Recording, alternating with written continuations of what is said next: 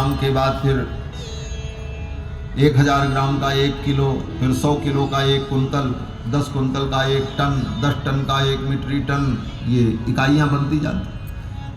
तो सबसे छोटी इकाई से शुरुआत करें तभी हम किसी नाप तौल पर पहुंच पाएंगे।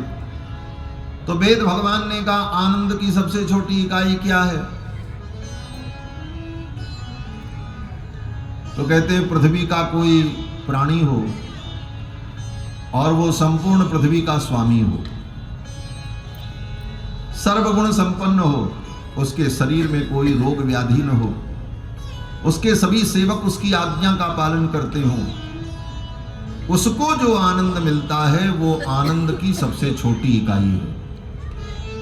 वो आनंद की सबसे छोटी इकाई है जो संपूर्ण पृथ्वी का स्वामी हो, चक्रवर्ती सम्राट, सर्वगुण संपन्न, उसके सभी सेवक उसके अनुकूल, शरीर में कोई भी रोग व्याधि न हो और उसकी समस्त इच्छाएं पूर्ण हो जाती हों। ऐसे व्यक्ति को जो आनंद और सुख मिलता है वो आनंद की सबसे छोटी इकाई है। यहां से शुरुआत की, जहां तक हम लोग कभी पहुंच भी नहीं सकते, वहां से तो शुरुआत की। बोले वो आनंद की सबसे छोटी इकाई है। और उस एक राजा को जितना आनंद आता है उसका 100 गुना आनंद एक मनुष्य गंधर्व को आता है। मनुष्य गंधर्व माने मनुष्यों में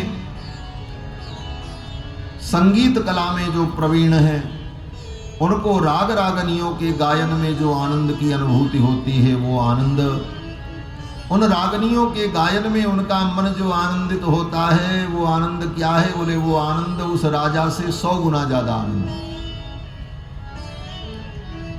एस मनुष्य गंधर्वाणाम आनंदः श्रोत्रियस्य चाका महतस्य।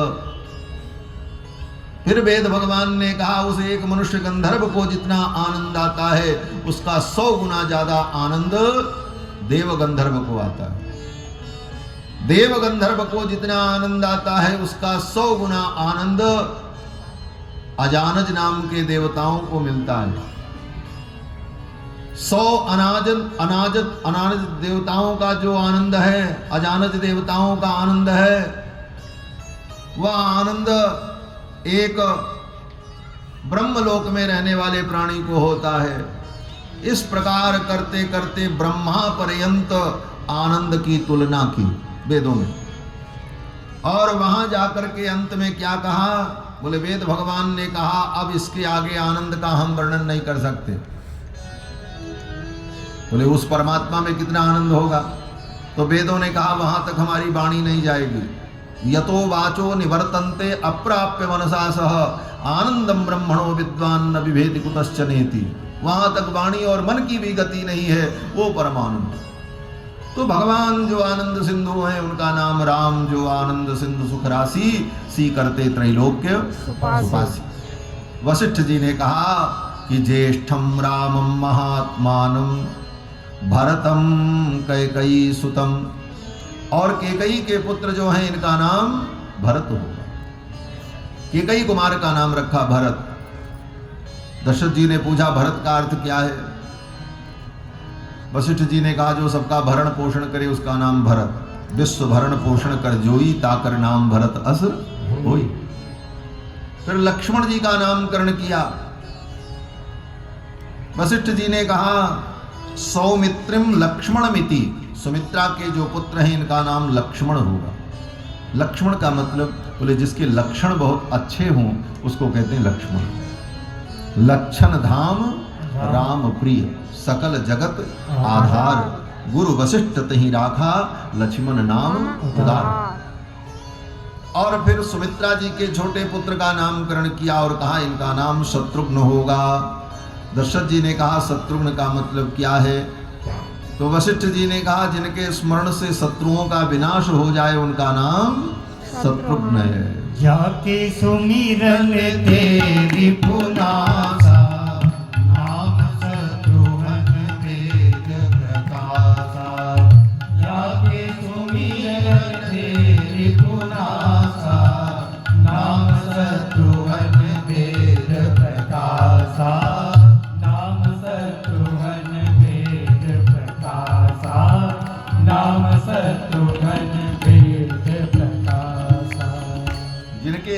से शत्रुओं का नाश हो जाए, उनका नाम शत्रुघ्न होगा।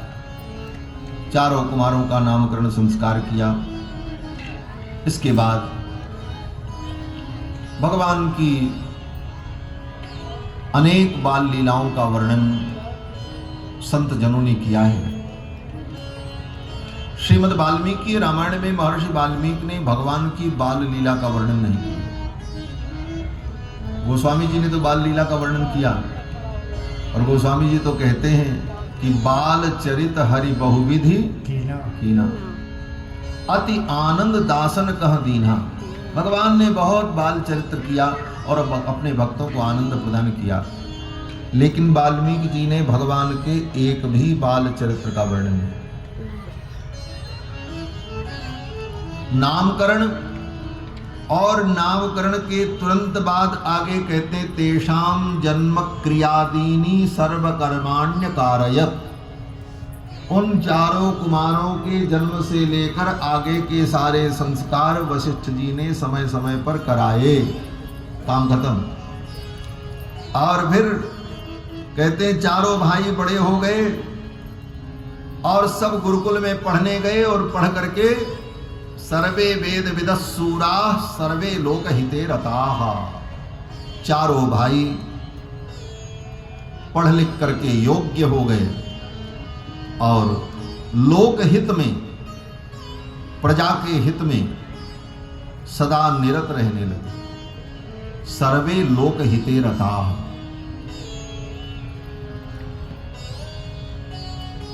बाल लीला का वर्णन नहीं किया, लेकिन गोस्वामी जी बाल लीला का वर्णन करते हैं। भगवान श्री राम की बड़ी मधुर मधुर बाल लीलाओं का वर्णन किया। देखो, कभी कभी मैं सोचता हूं कि महर्षि वाल्मीकि ने जिन चरित्रों का विस्तार नहीं किया, उन चरित्रों का विस्तार गोस्वामी जी ने किया, और जिन चरित्रों का विस्तार गोस्वामी जी ने वाल्मीकि जी ने किया, उन चरित्रों को गोस्वामी जी ने संक्षेप में वर्णन किया, क्योंकि दोनों एक ही तो हैं। कलिकुटिल जीवन विस्तार हित वाल्मीकि। तो यहां पर महर्षि वाल्मीकि ने भगवान के बाल चरित्र का विस्तार नहीं किया, इसीलिए गोस्वामी जी विस्तार करते हैं।